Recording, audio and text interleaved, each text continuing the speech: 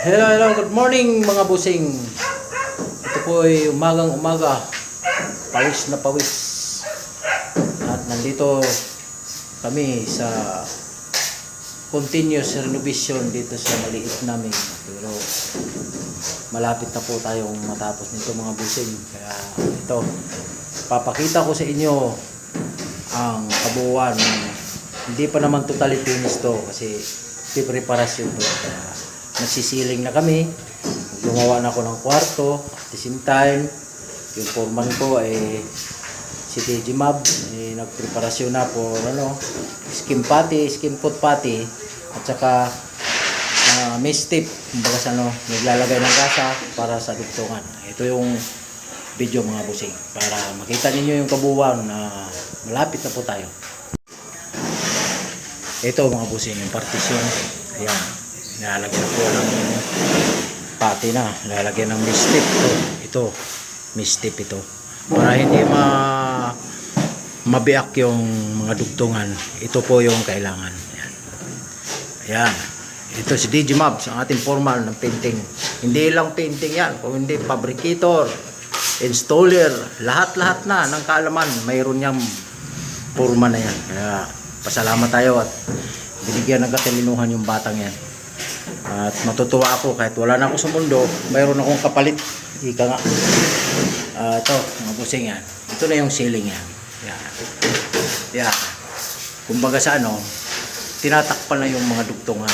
Pero di ba tapos, tingnan nyo yung mga dugtungan na wala pa yan. Mga busing yan. Yan. Yan. Maya-maya yan wala.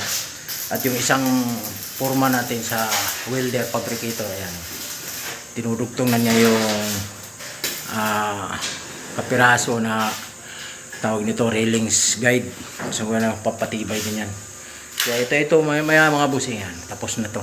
Pero mayroon pa kami dito kailangan na tatakpan. Ito mga busing yan. Yan. Yun na lang ang natitira at saka dito. Yan na lang. Sirado na po yan. Hanggang dito sirado po rin yan. Mamaya yan mga busing. Yan. Ito. At saka yung tiles. Madali na lang yan pagka natapos na to yung itaas. Kasi mahirap yung sabay-sabay ang trabaho dito. Wala nang pagpupwistuhan ang magtatrabaho. Gawa ng maliit lang siyang area. Kaya scheduling. Pagkatapos namin dito at tiling naman. Pero ito yung pinauna ko sa tiles. Gumawa po ako ng isang kwarto. Hindi ko magagawa yung isang kwarto kung wala pang tiles. Kasi nandito kukuha tayo ng elevation. Tapos ang una kong in-install itong ceiling para makuha yung tamang height sa kwarto. Kaya yan, wala na po. Tingnan niyo yung edge ng kwarto. Ayan, hanggang lang yung dugtungan ng tiles. Kaya na yung mga busing, yung mga kabuuan nating ating update sa ating vlog. Kaya ito, yung railings natin. Ayan. Ayan. Yan yung spiral natin. Maganda yan pag napinturahan na yan mga busing. Kaya kunting-kunti na lang. Kunting-kunti na lang.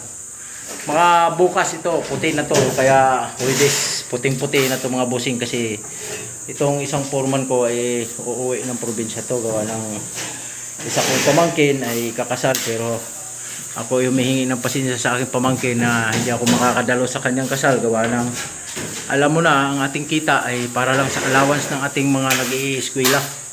Wala pong extra, hindi kapos pa. Kaya pagpasensyahan na lang ninyo yung join na walang wala.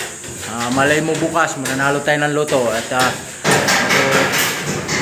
makaka-attend ako dyan. Pero hindi po tayo sa awan ng Panginoon kung ano ibibigay na pagkaloob niya sa atin ay yun lang ang tama. Yan.